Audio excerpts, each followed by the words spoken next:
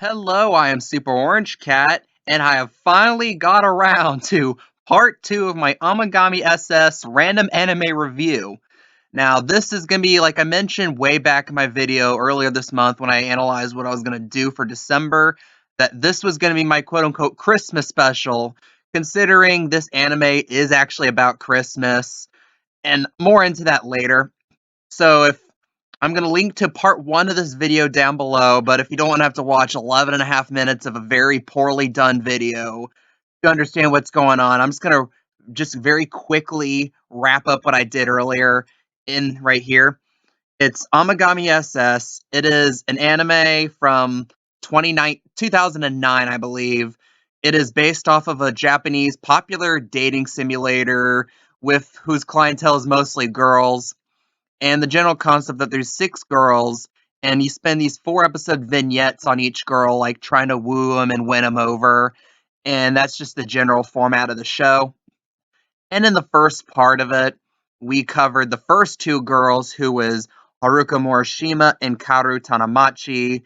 Now, the main character, I'm just going to describe him again, is Junichi Tachibana. Basically, it's hard to describe him other than he's given so little character, I think intentionally, because in a lot of these types of games where you're given a character to be, they give them as little personality and character as possible, so you can kind of put yourself in that character, kind of self-insert yourself into it. Like, you see that, like, and that's pretty obvious in this game.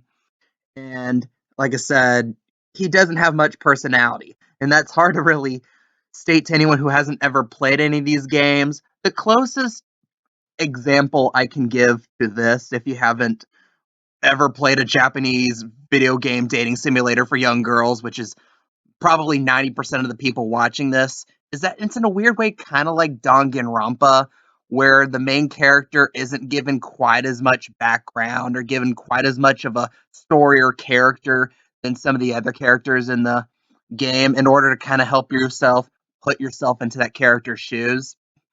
So now on to the next one. There's 4 more girls I want to cover in this video. So let's go with the first one in chronological order. This girl named Sei Nakita.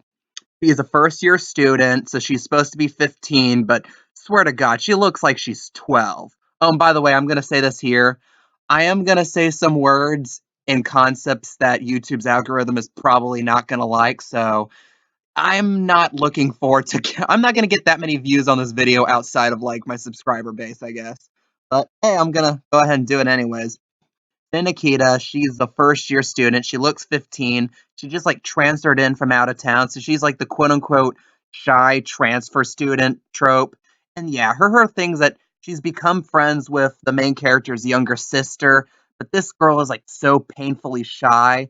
And her arc is that she wants to be a waitress at this cafe, but, you know, if you want to be a waitress, it's pretty important that you can socialize with people, that you're personable in a way. So her arc becomes she wants to learn this.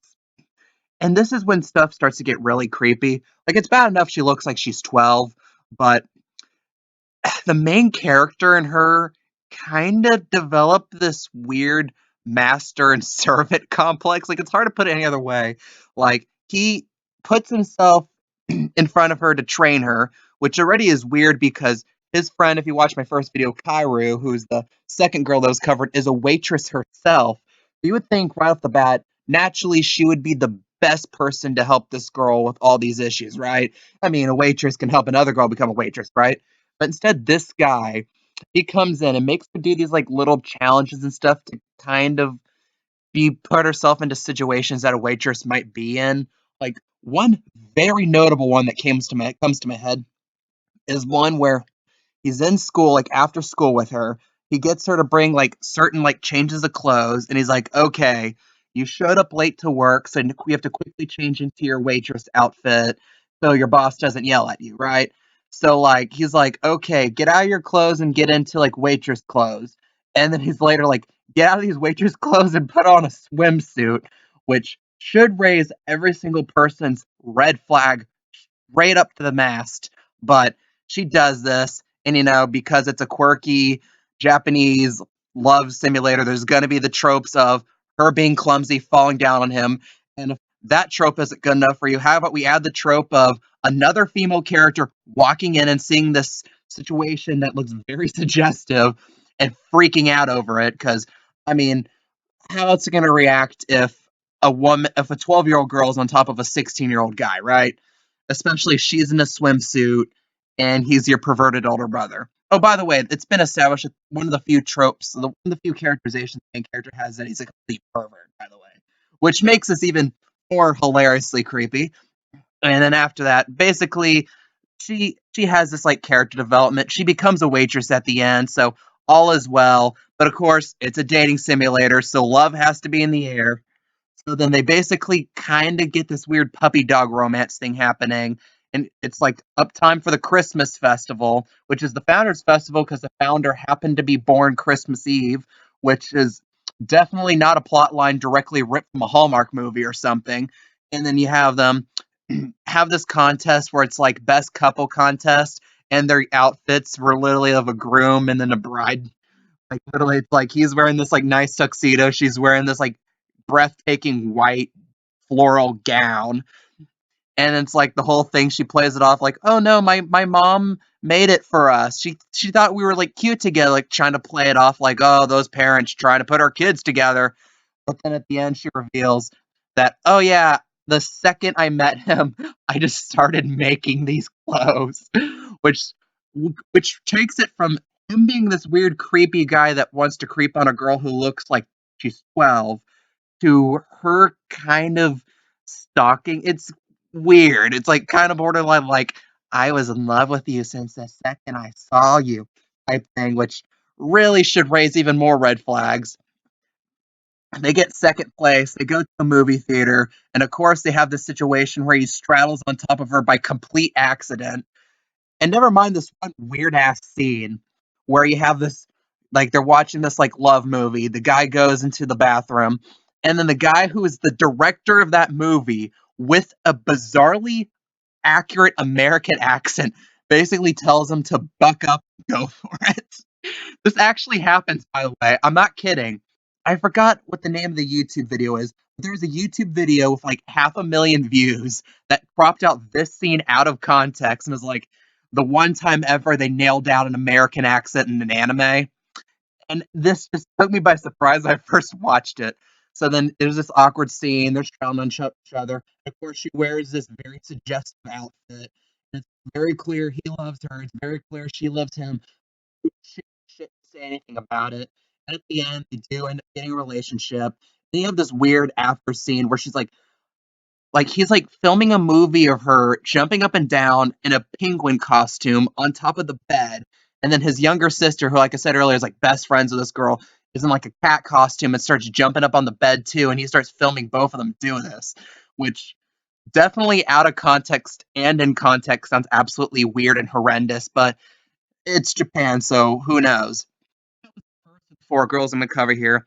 The second one is I'll say this, it's more normal than the last one I mentioned. Ai Nanasaki. She is also a first year student and coincidentally is also one of the main character's younger sister's friends. Again, she's supposed to be 15. And she's a member of the swim team. She's supposed to be like this like up and coming swimmer.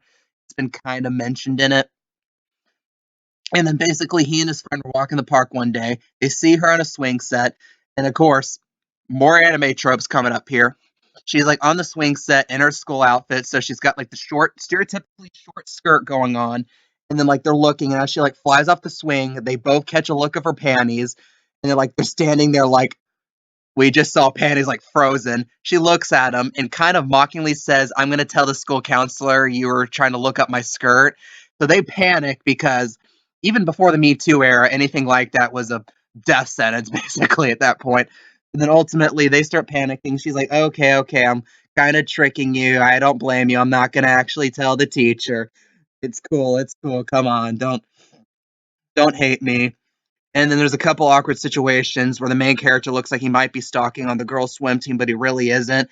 And she's like, kind of mocks him, like, "Oh, you're stalking us," and she's like, "Nah, it's cool. You're not stalking us. You're an all right person, basically." And basically, her whole character arc is that she's this very competitive swimmer, and there's this like, general frustration she has where she wants to improve her swim times, but she can't, and it gets to the point where swim team decides to go with another swimmer in her featured event, which absolutely frustrates her, which leads to this one scene where she's like at like the pool and she's like angry. Like, so she and like the team captain are in swimsuits in the scene, and she's like yelling at her, like, "Why won't you give him this?" She starts crying. She starts running away, and the coach is like trying to approach, like, "Okay, let's be rational about this."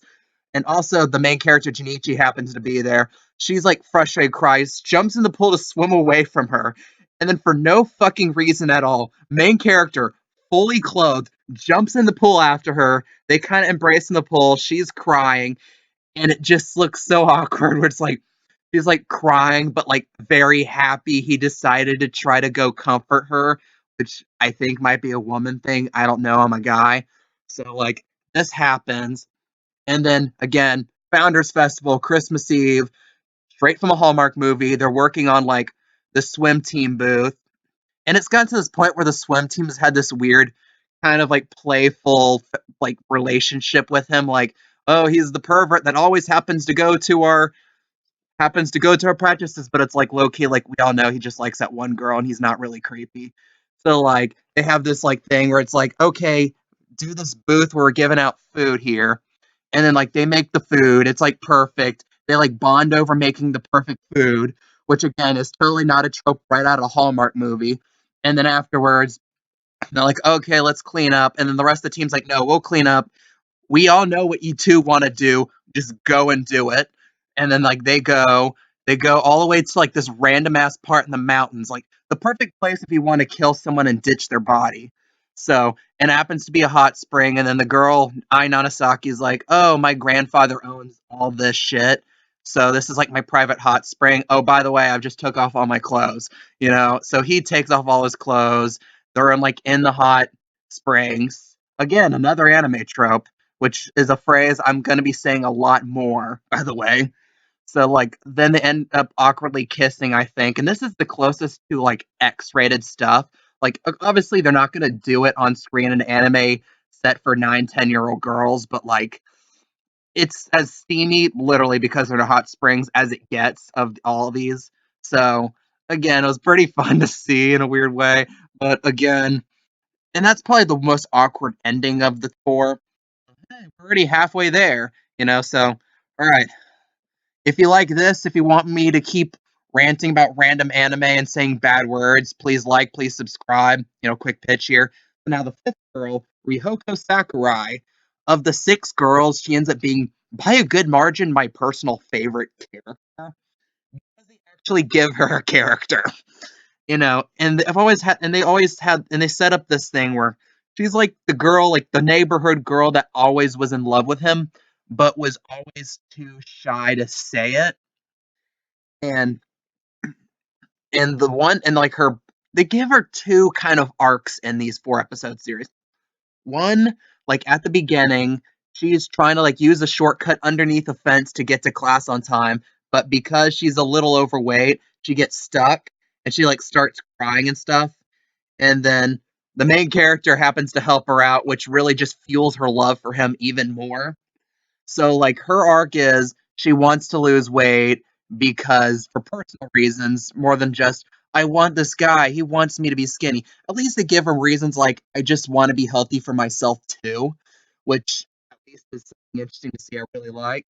And the other arc is that she's a member of a tea club, one of 3 members. The other 2 were third year students, which means they were going on to college the next year.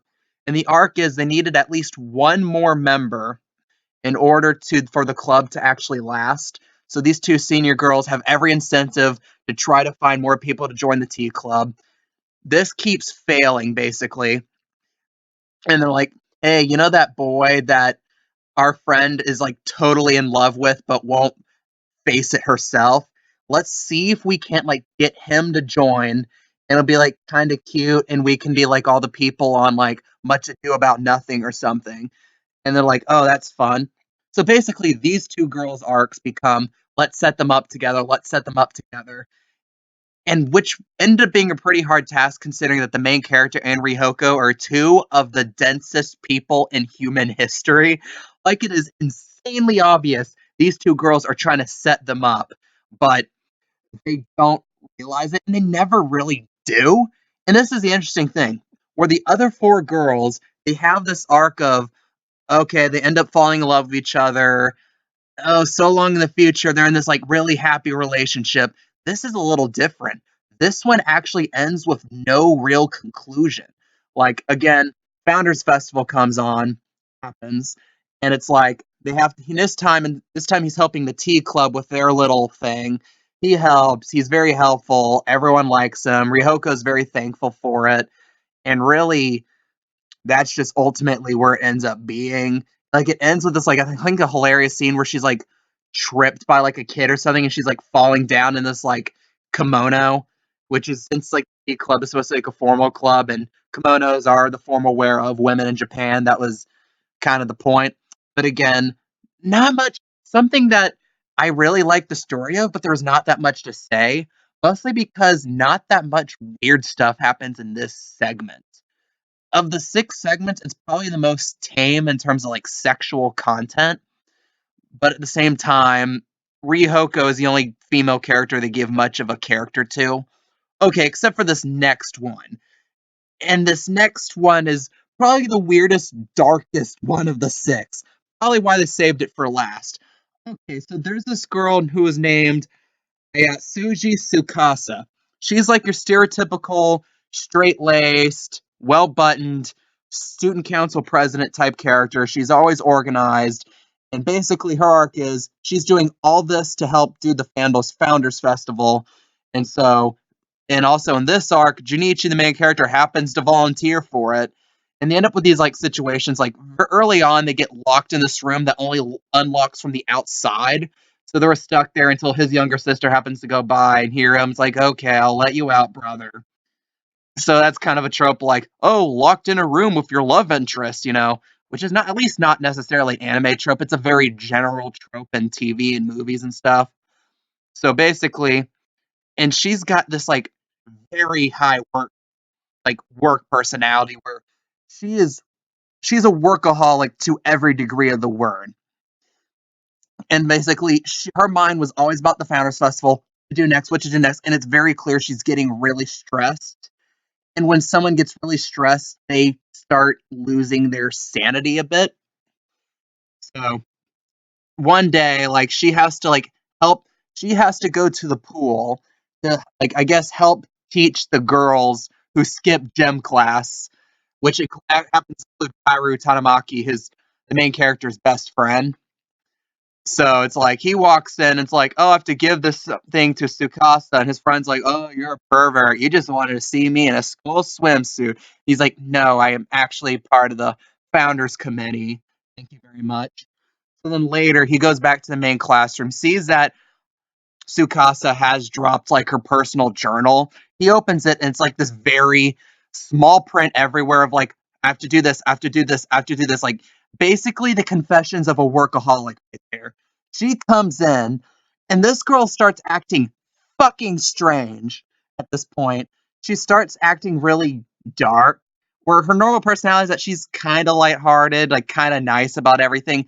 She turns like dark. There's this one scene in particular where she grabs this guy, pulls him in. Her swimsuit's still like completely wet because she just ran up from the pool. And it's like, oh yeah, if you tell anyone, I'll fucking kill you.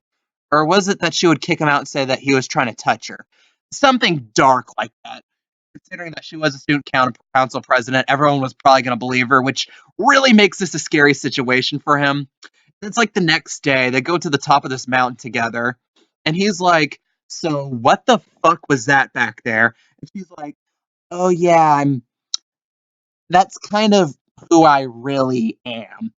And she has this weird mentality of like, I know it's wrong, I know other people hate it, but I'm not gonna stop doing it. That ends up that's even creepier than just straight up being evil.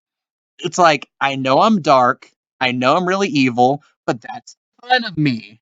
Which, sidebars, is part of the reason why I hate the song Me by Taylor Swift.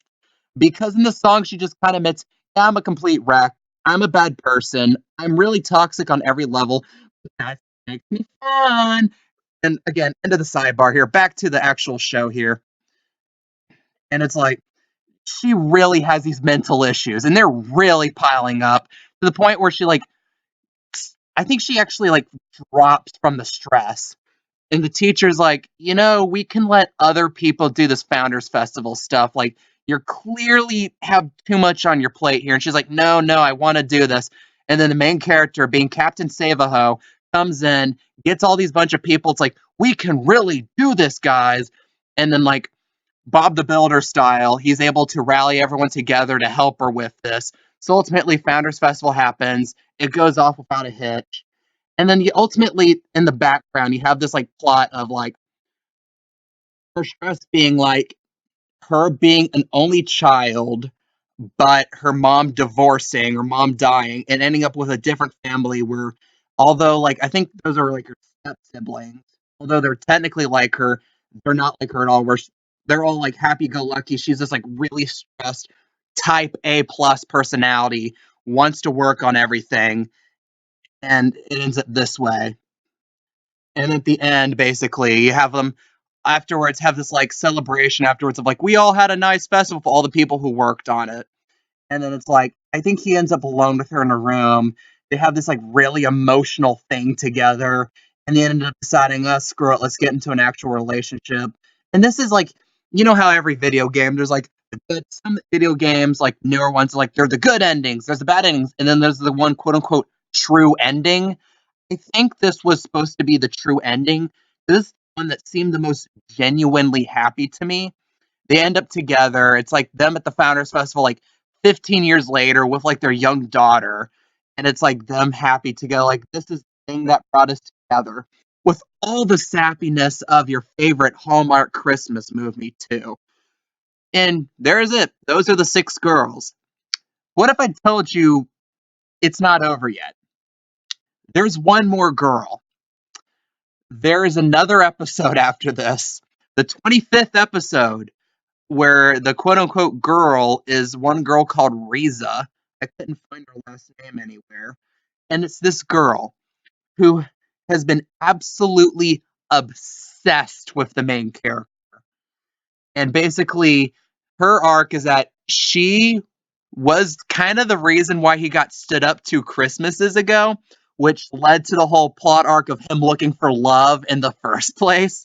He's like, yeah, like, the girl that stood you up, she's like my friend, but I knew that she was going to cheat on you, so I told you to go to the wrong place, so you would think that she stood you up. Aren't I a good friend? So, and then you have this thing later where it's like you see all these different times where this girl, Riza, goes out of her way to the others. Like, she's, like, stalking him the whole time, by the way. And he sees the other 6 girls in some way start forming at least something of a relationship with this guy. So she goes to each girl at different points and, like, finds some way to use, like, evidence out of context to show, oh, he's going into other girls. This guy's gonna cheat on you.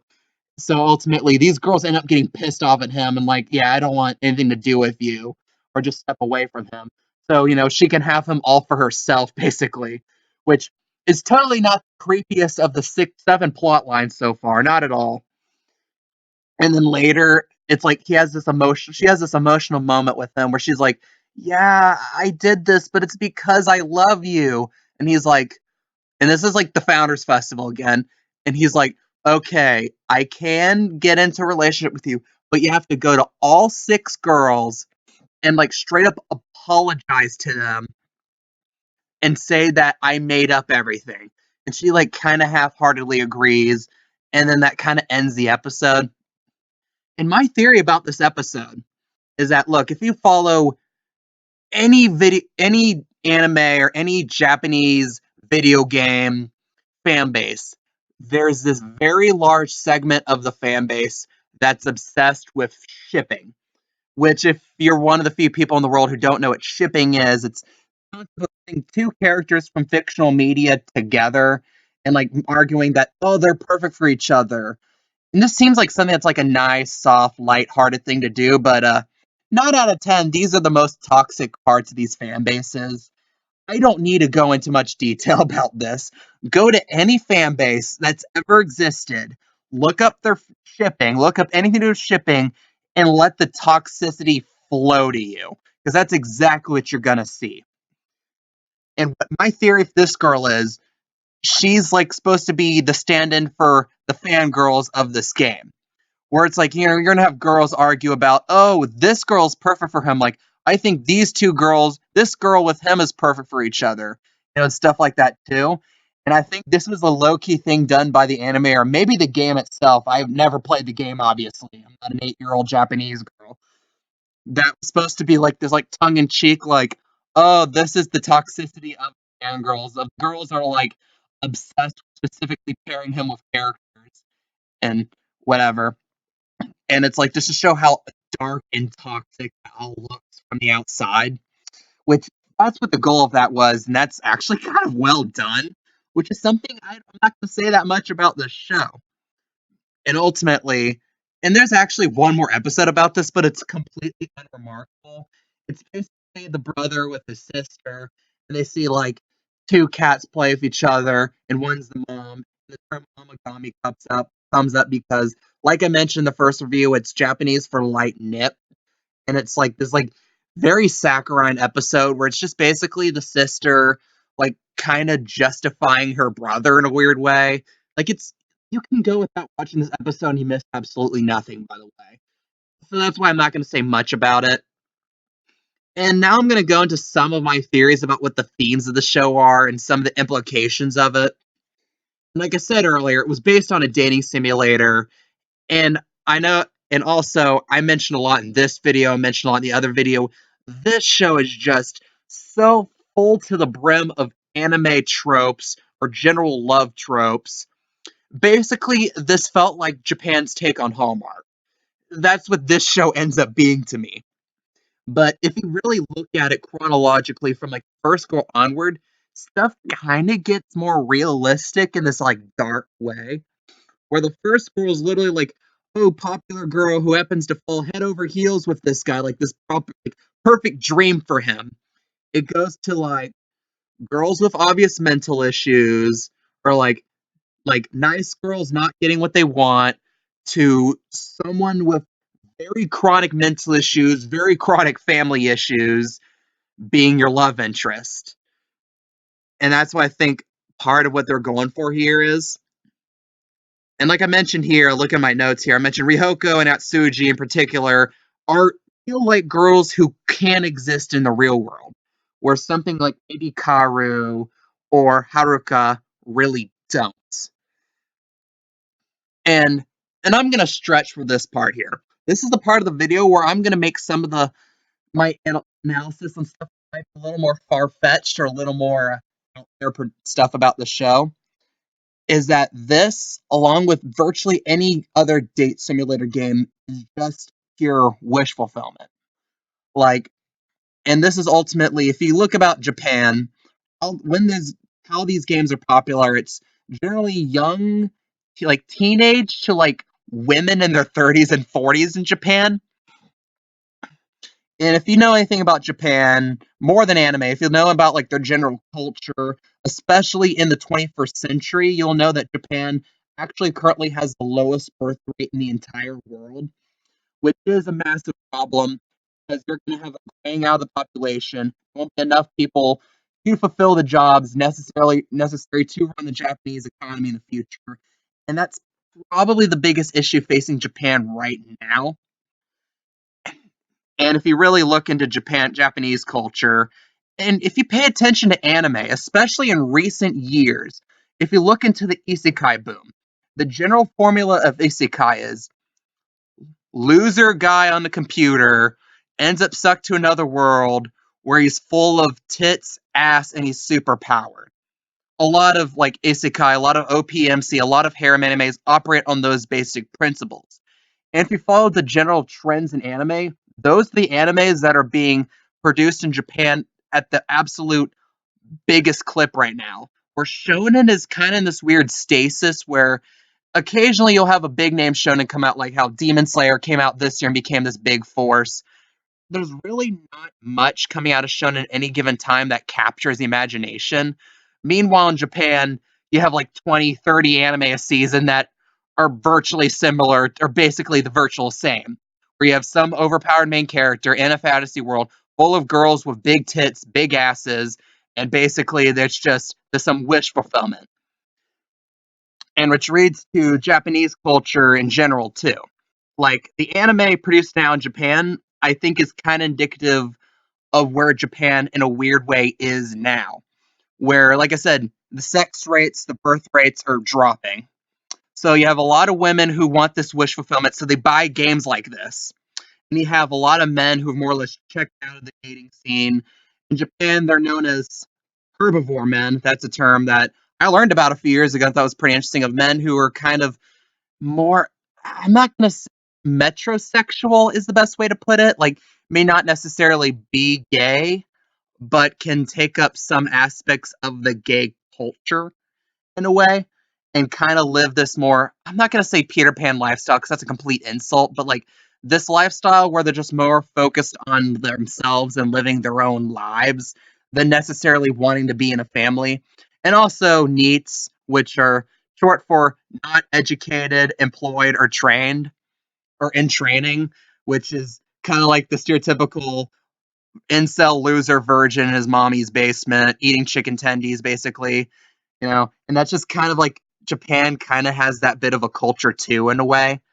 So, like I said, men aren't having sex, women aren't having sex, birth rate's low in Japan.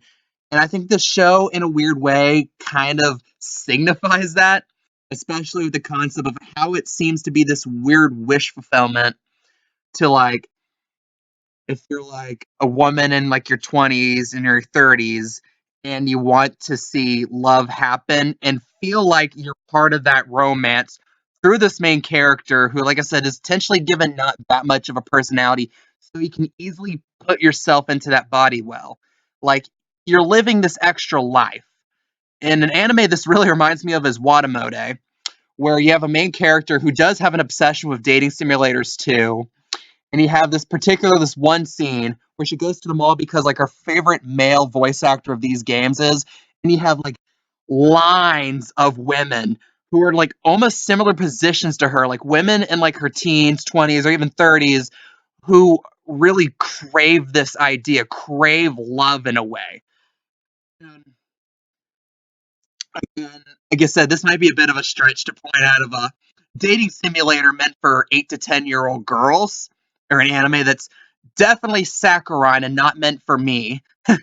But again, what do you guys think? Were you entertained by this video? If you were, please like, please subscribe, and hit that notification button. I'm SuperOrangeCat, and that is all.